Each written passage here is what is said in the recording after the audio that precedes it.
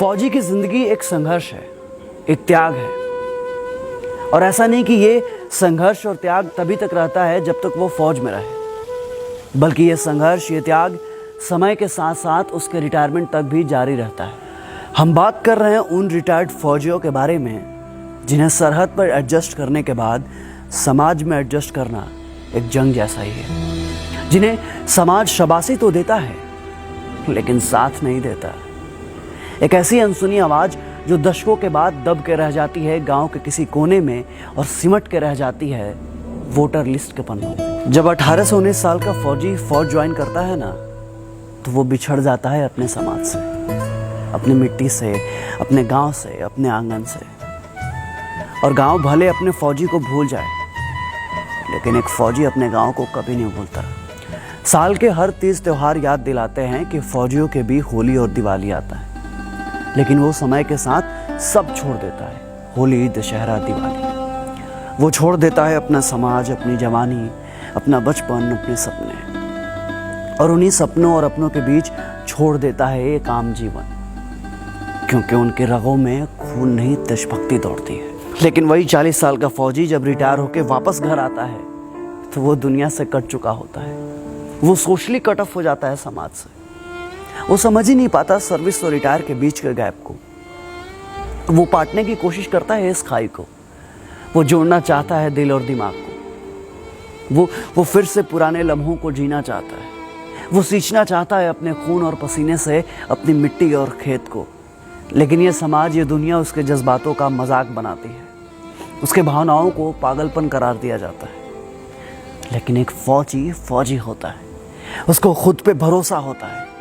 उसे पता होता है कि वो जो कर रहा है सही है।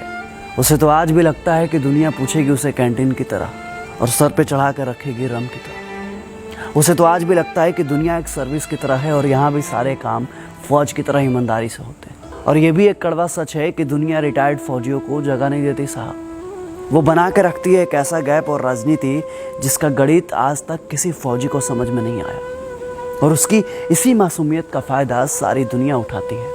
पता है, जब दुनिया सो रही होती है नींद की आगोश में, तो वो तड़के सुबह उठ जाता है गाय भैंस को चारा डालने के लिए और निकल जाता है दूर कहीं गांव में टहलने के लिए। अब गांव में उसके कोई साथी संगाती नहीं होते हैं। वो बिल्कुल अकेला होता है कई जनों के बीच में, एक अजनबी की तरह, या यूँ कहें कि एक परदेसी की तरह। फिर वो बनाता है गांव के बच्चों को अपना साथी और काटता है उनके साथ रिटायरमेंट के बाद की बची हुई जिंदगी। वह सुनाता है बच्चों को उन्हें फौज और फौजियों के किस्से और दिखाता है उन्हें जमीन और लड़ाइयों के हिस्से।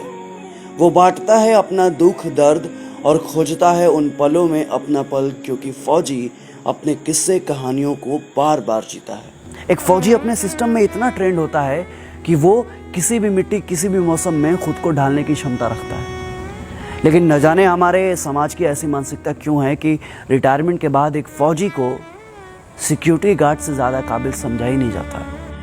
कभी ओसारे में बैठ उन रिटायर फौजियों को देखिए और उनकी आंखों से छलकते जीवन के संघर्ष को देखिए।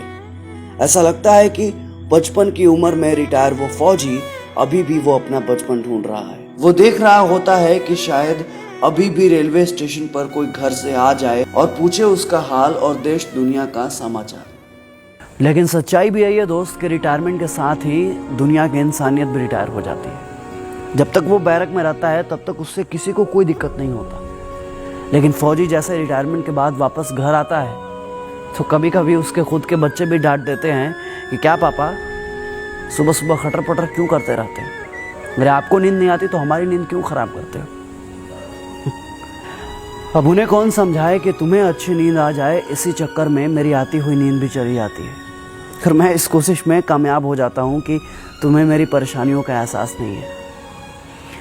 आवाज़ कड़क हो इसका मतलब ये नहीं है कि दिल मोम का नहीं हो। पर यह ज़माना कैसे समझ पाएगा कि फौजी की सुबह के खटर पटर में फौजी अपने फौज की ज़िंदगी की खनक को ढूंढना चाहता है। एक फौजी के नौकरी के शुरुआती समय लड़खड़ाते घर को संभालने में ही चला जाता है और बाकी रिटायरमेंट के बाद की जिंदगी के उतार चढ़ाव से निपटने के लिए उसे आधा मिलने वाले पेंशन के आधे में ही अपना जीवन सरवाइव करना पड़ता है। बाहुबलियों के जोर जबरदस्ती और कोर्ट कचहरी के चक्कर लगाते उन फौजियों की कहानियां ये चीख चीख कर कहती है कि सादगी और ईमानदारी के नाम पर फौजियों के साथ कितना छल हुआ है। अनुशासन में स्थिर रहने वाले फौजी जब घर आते हैं तो वो शायद ये भूल जाते हैं कि जमाने की रफ्तार में लोगों की टेंडेंसी में कितना बदलाव आ गया है, और इसलिए परेड में लेफ्ट राइट करने वाले फौजी भाई लोग किसी भी गलत चीज़ के साथ लेफ्ट राइट नहीं कर पाते, और शायद इसलिए समाज उन्हें पागल कहता है। हाँ, फौजी लोग ना पागल होता है, और उनके पागलपन का अंदाज आप नहीं लगा सकते, क्योंकि वो उनका पागलपन ही है जो कठिन से कठिन परिस्थितियों में भी वो कभी दो तरफा नहीं सोचते। और ये पागलपन और जुनून चाहिए एक फौजी को, क्योंकि सियाचिन, द्रास और कार्निक जैसे जगहों पर आम इंसान नहीं बल्कि एक जुनूनी फौजी ही सरवाइव कर पाता है। लोग कहते हैं कि फौजियों का दिमाग घुटने में होता है। हाँ, आप सही सुन रहे हैं, फौजियों का दिमाग ना घुटने में ही होता है, क्योंकि तभी तो फौजी दुश्मनों के सामने घुटने नहीं टेकते। और एक बात और, ज़्यादा दिमाग वाले लोग ना सिर्फ मच्छरदानी ही संभाल सकते हैं, दुश्मन का मोर्चा नहीं। फौजियों के पास दिमाग नहीं होता, तभी तो वो -30 डिग्री सेल्सियस पर भी प्लस माइनस नहीं सोचते।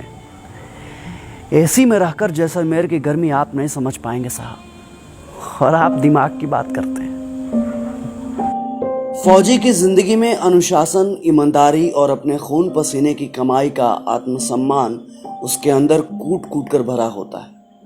उसकी पाई पाई में सियाचिन की सर्दी और जैसलमेर की गर्मी का कतरा कतरा मौजूद होता है। सर्विस से डिस्चार्ज होने के बाद जब वो अपने पैसे को सही समय और सही जगह पर खर्च करता है तो लोग उसे कंजूस कहकर उसके पसीने का मजाक उड़ाते हैं। जब वो किसी ऑफिस में घुसकर बाबू लोगों से घूस लेने का विरोध करता है तो लोग उसे बेवकूफ समझते हैं, लेकिन लोग जब अपने गिरेबान में झांक कर देखेंगे ना, तब उन्हें मालूम चलेगा कि असल में बेवकूफ कौन है। और अंत में जब मैं सोचता हूं कि वो जो अपनी जवानी कुर्बान करता है, जो तपस्या और त्याग करता है, आखिरकार उसे मिलता क्या है? बस थोड़ा सा रिस्पेक्ट और थोड़ी सी पेंशन, जिसे पाने के लिए वो बैंक के लाइन में घंटों खड़ा होता है सोच बुध खोकर। वो एक सर्विसमैन का कोटा, वो कैंटीन की बातें जहां वो 4 पैसे बचाने के लिए पूरे दिन एक पैर पर खड़ा होता है। वो ट्रेन के दरवाजे के बगल में खड़ा वेटिंग लिस्ट वाला फौजी, जिसका फोटो जनता तो खूब शेयर करती है, लेकिन कोई उसके साथ सीट शेयर नहीं करता। कहते हैं ना दोस्त कि जिंदगी को कम समय में जीना हो तो फौजी बनिए, क्योंकि देश के लिए दीवानापन दिल से फौजी बनने के बाद ही आता है। बातें तो खूब होती है 15 अगस्त और 26 जनवरी के दिन। लोगों में देशभक्ति का ज्वार उठता है जो कुछ ही दिन बाद भाटा की तरह शांत हो जाता है। समाज में फौजी होना एक गर्व का विषय है, पर खुद के लिए क्या, ये फौजी अंत तक नहीं समझ पाता।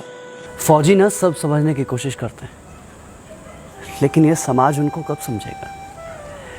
कब समझेंगे लोग उनकी भावनाओं को, उनके जज्बातों को, उनके द्वारा किए गए उनके जीवन में त्याग और तपस्या को?